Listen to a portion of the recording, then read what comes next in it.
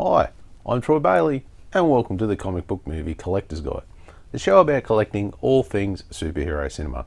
And today we are looking at Avengers United They Stand Season 1. So let's get into it.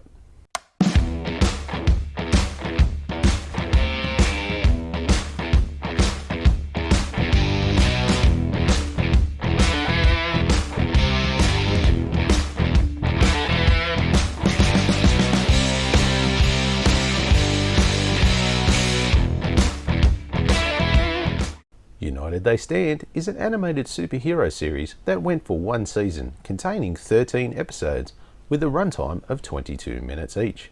The show premiered on Fox Kids on the 30th of October 1999 and was shortly cancelled thereafter on the 26th of February 2000.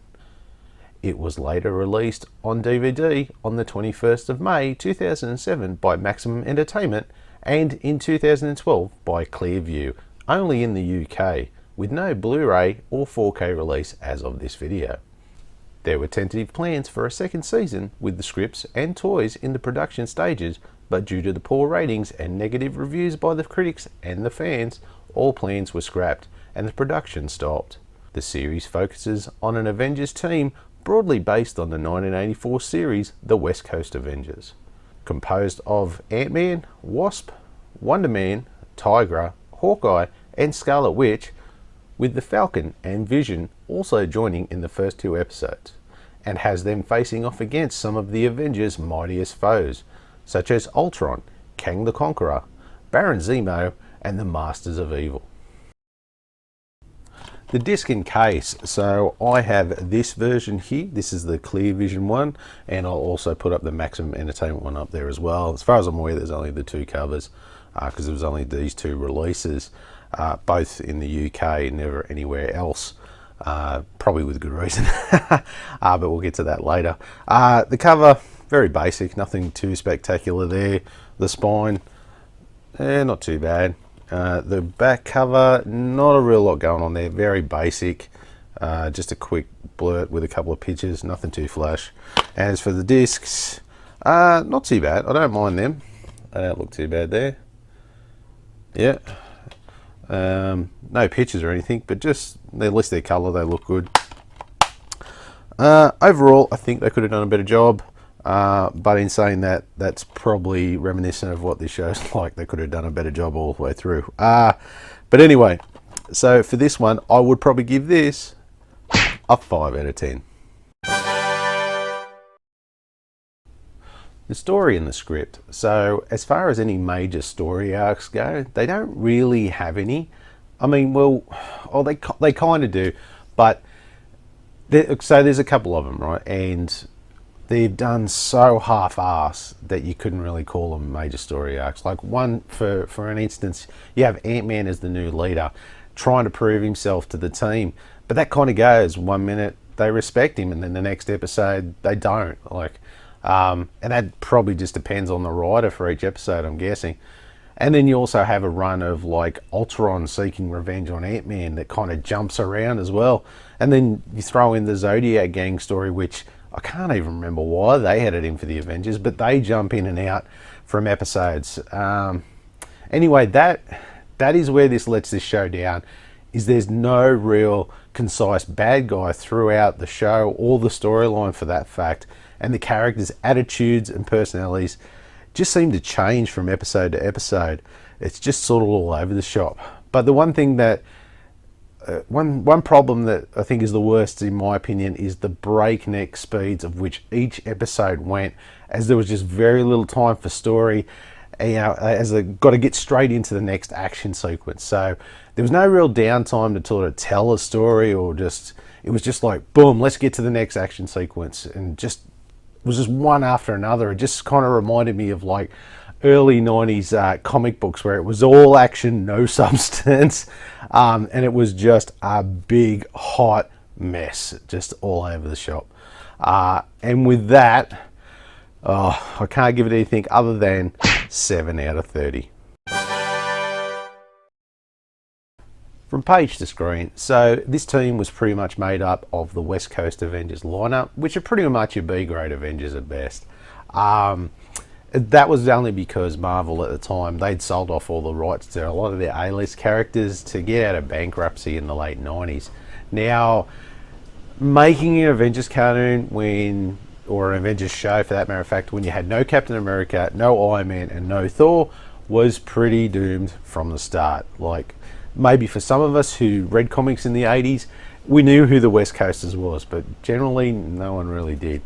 Now, as far as the characters go, they were loosely based on their comic book versions, and they're pretty much, versions in this cartoon, but they're not real accurate representations from the source material. Now, throw on top of that, you have it all set in the future, and they have these armor suits like the Power Rangers. It was like, what the hell were they thinking when they were having this meeting to come up with this show? Were they like sitting around a table going, what's popular with the kids? Well, Batman Beyond is a hit. Oh, the Power Rangers are doing really well. Well, okay, let's take both of those things and jam it into one show. The kids will love it. No, sir, I don't like it. Well, that was not the case.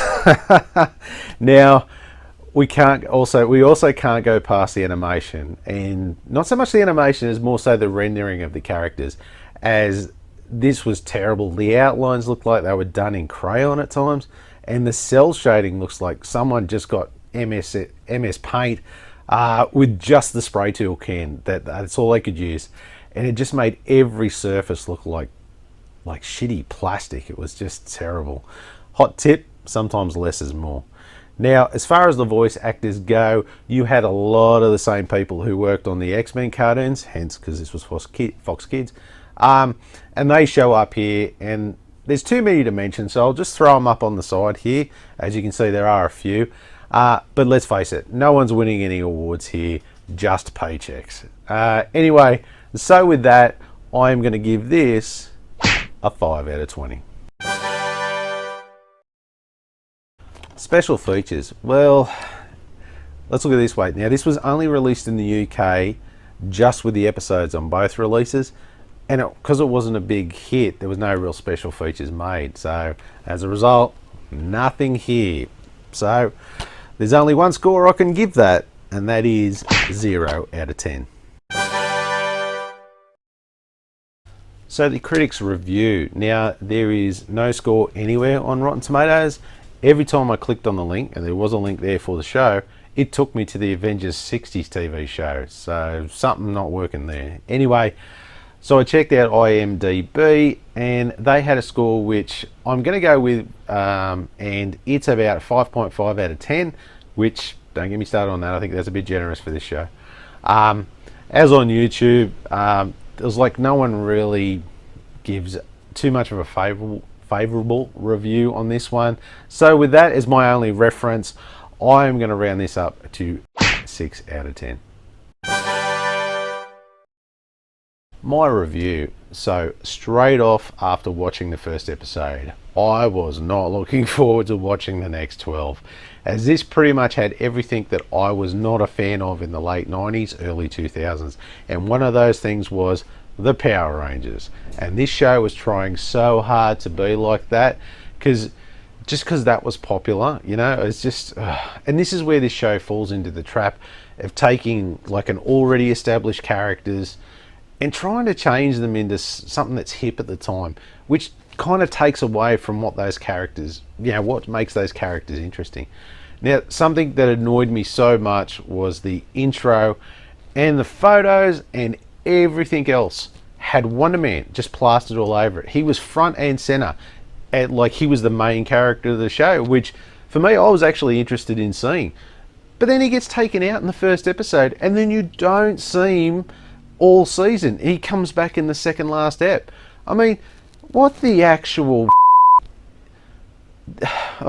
he was the only thing I wanted to see, and he was barely in the show.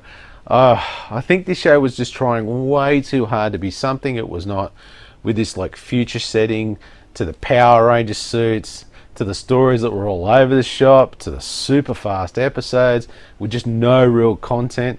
This was just an absolute recipe for failure, and it just was going to fail from the start. It was just, as I said before, an absolute hot mess. And with that, I am only going to give it 5 out of 20. So final thoughts. So first up is collectability, and if we look at the collector scale, I would say this would probably just be for your completist collector or your very hardcore Avengers fan at best, because there is really nothing there for anyone else who collects these things. I would say just go out and check it out on Disney Plus if you're keen to see it. Now, as far as availability goes, this one is very much on the rare side. Because this was only released on DVD and it was only released in the UK, there are 2 versions out there, but they are just as hard to come by as each other, so you will have to hunt them down on the web to get yourself a copy. Now, as far as your average price goes, because of how rare these are, you're looking anywhere from $45 to $70 on DVD, and of course nothing for Blu-ray or 4K. Now, with the score, we get a grand total of 28 out of 100. Wow, that is a shitty score for a shitty show. I'm sorry, but there is just no other way to describe it. A show trying so hard to capitalize on what was popular at the time, and it just missed the mark on what it could have been. So save yourself some money and just go watch it on Disney Plus, if you're that keen to see it. And if you are, there's something wrong with you. $1 million worth of damage.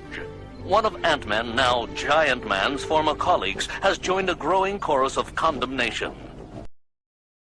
Okay, thank you so much for watching. I really hope you enjoyed this episode, and if you did, don't forget to hit the like, subscribe and notification buttons, as that really helps the channel out, and I really do appreciate it. Thank you very much to all of those of you who have. Also, let me know in the comments down below if you enjoyed this show.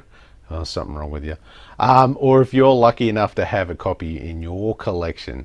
Also, if you would like to request a review or something else on the show that you'd like to see, by all means, please contact me by email at thecomicbookmoviecollector@gmail.com, or hit me up on the socials at comicbookmoviecollector on Facebook, Instagram and Twitter. All the links will be down below. Thanks again for watching, and I'll see you next time.